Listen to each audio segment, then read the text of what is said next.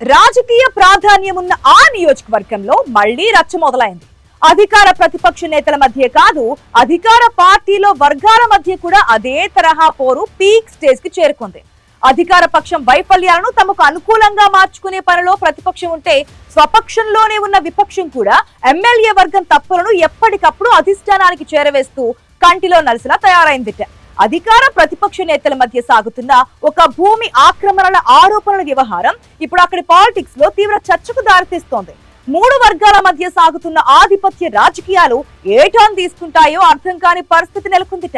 ఇందుకే ఏంటా నియోజకవర్గం? స్వపక్షంలోనే విపక్షంలా మారిన ఆ నేత ఎవరు?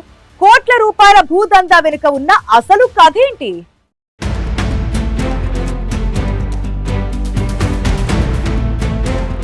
కడప జిల్లా రాజకీయాల్లో ప్రొద్దుటూరుకు ప్రత్యేక గుర్తింపు ఉంది. చైతన్యవంతమైన వర్గ రాజకీయాలకు ఈ నియోజకవర్గం చాలా ఫేమస్. 2 దశాబ్దాలుగా ఈ నియోజకవర్గంలో అభివృద్ధి కంటే ఆధిపత్య పోర ఎక్కువగా కనిపిస్తుంది.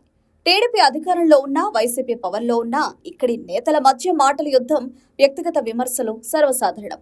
ప్రస్తుతం సీనియర్ నేత నంద్యాల వరదరాజుల రెడ్డి ఎమ్మెల్యేగా ఉన్నప్పటికీ నియోజకవర్గంలో మాత్రం రాజకీయ ప్రశాంతత లేదు. ఓవైపు ప్రతిపక్ష వైసీపీ, మరోవైపు సొంత పార్టీలోని ప్రత్యర్థి వర్గం ఆయనకు కంటిలో నలుసులా తయారయ్యారు. అధికార పక్షాన్ని విపక్షం విమర్శించడం, అభివృద్ధి అంశాలు రాజకీయాలే కాకుండా వ్యక్తిగత అంశాలు ఇందులో చొరబడ్డం, వివాదం కావడం, మళ్లీ కొన్నాళ్లు సద్దుమణగడం ప్రొద్దుటూరు రాజకీయాల్లో ఒక రివాజుగా మారిందన్న విమర్శలు వినిపిస్తున్నాయి. 2 దశాబ్దాలుగా ప్రొద్దుటూరు రాజకీయాల్లో అనేక మార్పులు చోటు చేసుకున్నాయి. ప్రస్తుతం అధికార పార్టీ ఎమ్మెల్యేగా ఉన్న సీనియర్ నేత నంద్యాల వరదరాజుల రెడ్డి గతంలో వరుసగా ఓటమి పాలయ్యారు. ఒక్కసారి టికెట్ కూడా దక్కించుకోలేకపోయారు. 2019 తర్వాత కొంతకాలం నంద్యాల వరదరాజుల రెడ్డి వర్గం సైలెంట్ గా ఉండి సరిగ్గా ఎన్నికల ముందు యాక్టివ్ అయింది.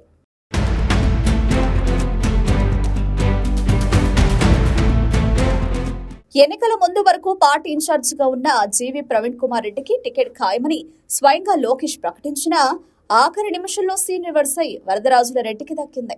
అప్పటి నుంచి 2 వర్గాల మధ్య సయోధ్య కుదరలేదు. ఒకే పార్టీలో ఉన్న బద్ధ శత్రువుల్లా వ్యవహరిస్తున్నారు. వీరి మధ్య గొడవలు సర్దుబాటు చేయడానికి జిల్లా లేదా రాష్ట్ర స్థాయి నేతలు కూడా చొరవ చూపకపోవడంతో ఈ విభేదాలు రోజురోజుకు ముదురుతున్నాయి. ఈ 2 వర్గాలు ఎవరి స్థాయిలో వారు కత్తులు దూస్తూనే ఉన్నారు. ఇక అధికార పార్టీ నేతలకి, ప్రతిపక్ష వైసీపీకి మధ్య కూడా రాజకీయ ఆధిపత్య పోరాటం సాగుతూనే ఉంది. ఇక ఈ నియోజకవర్గంలో మున్సిపల్, స్థానిక సంస్థలలో బలంగా ఉన్న వైసీపీ చురుకైన రాజకీయాలే చేస్తుంది. మాజీ ఎమ్మెల్యే రాచమల్లు శివప్రసాద్ రెడ్డి నేతృత్వంలో పార్టీ చాలా యాక్టివ్ గా ఉంది. అధికార పార్టీ చర్యలను రాచమల్లు నియోజకవర్గ స్థాయిలోనూ, అటు రాష్ట్ర స్థాయిలోనూ ఎండగడుతూ తన బలమైన గొంతును వినిపిస్తున్నారు. మాజీ ఎమ్మెల్యే రాచమల్లు, ఆయన బావమర్ది మాజీ వైస్ చైర్మన్ బంగారెడ్డి చేసే విమర్శలు, ఆరోపణలపై ఎమ్మెల్యే వర్గం ప్రతి విమర్శలు, ఆరోపణలు చేస్తూ నియోజకవర్గంలో హీట్ పెంచుతున్నారు. అభివృద్ధి పనుల కంటే కూడా వ్యక్తిగత అంశాలను తెరపైకి తేవడం ఇక్కడ పాలిటిక్స్ ను మరింత స్పైసీగా మారుస్తుంది. అవసరమైతే తప్ప ఎమ్మెల్యే వరదరాజుల రెడ్డిని ఆయన కుమారుడు కొండారెడ్డి గాని స్పందించడం లేదు. దీంతో ఇరు వర్గాల నేతల మధ్య తరచూ మాటల యుద్ధం నడుస్తూనే ఉంది.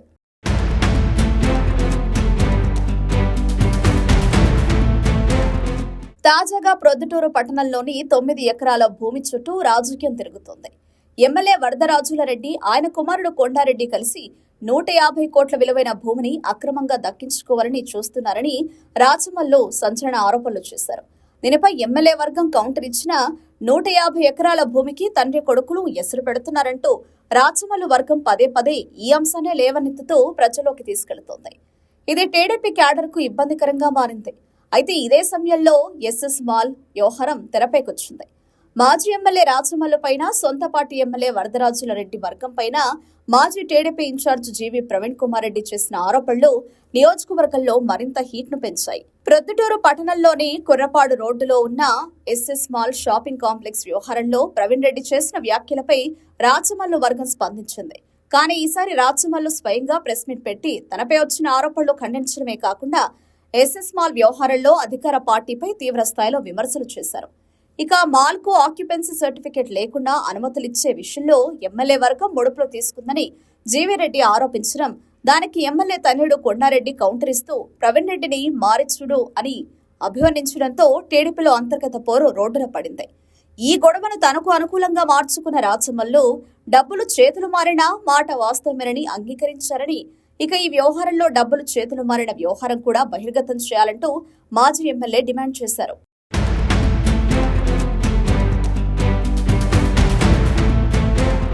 ఇక గత వైసీపీ ప్రభుత్వంలో చేపట్టిన అభివృద్ధి పనులే తప్పితే ప్రొద్దుటూరు నియోజకవర్గంలో కొత్తగా ఒక్క పనిని కూడా టీడీపీ హయాంలో మొదలుపెట్టింది లేదు. కోట్లాది రూపాయల విలువైన పనులు చేపట్టాలంటూ తాము ఇచ్చిన పనులను ఆమోదించాలంటూ సీఎంకు పలుమార్లు ఎమ్మెల్యే నంద్యాల వరదరాజుల రెడ్డి విజ్ఞప్తి చేసినా అవి కార్యరూపం దాల్చడం లేదు. దీంతో పార్టీ పెద్దలపై కూడా పెద్దాయనకు కాస్త అసంతృప్తి ఉందని టాక్ నడుస్తోంది. అంతేకాక ఇటీవల ఎమ్మెల్యేల పర్ఫార్మెన్స్ విషయంలో వరదరాజుల రెడ్డి వెనుకబడ్డారని, పార్టీ కార్యకర్తలను సరిగ్గా పట్టించుకోవడం లేదని, నిత్యం కార్యాలయంలో ఉంటున్నా ప్రజల్లోకి వెళ్లడం లేదంటూ పార్టీ అధిష్టానం షోకాజ్ నోటీస్ ఇచ్చింది. నియోజకవర్గంలో జరుగుతున్న చట్ట వ్యతిరేక పనులపై కూడా పార్టీ పెద్దలకు పలు ఫిర్యాదులు అందడంతో ఈ షోకాజ్ నోటీసు జారీ అయిందన్న ప్రచారం జరుగుతోంది. దీని వెనక మాజీ ఇన్ఛార్జి జీవి ప్రవీణ్ రెడ్డి ఉన్నారని ఎమ్మెల్యే వరద వర్గీయులు అనుమానిస్తున్నారు. ఈ నేపథ్యంలో జరుగుతున్న ఈ మాటల యుద్ధం ఏ పరిణామాలకు దారితీస్తుందో అన్న చర్చ రాజకీయ వర్గాల్లో నడుస్తోంది. ఇక మీడియా సమావేశాల్లో విమర్శలు, ఆరోపణలు కొన్ని సందర్భాలలో శృతిమించుతున్నాయి.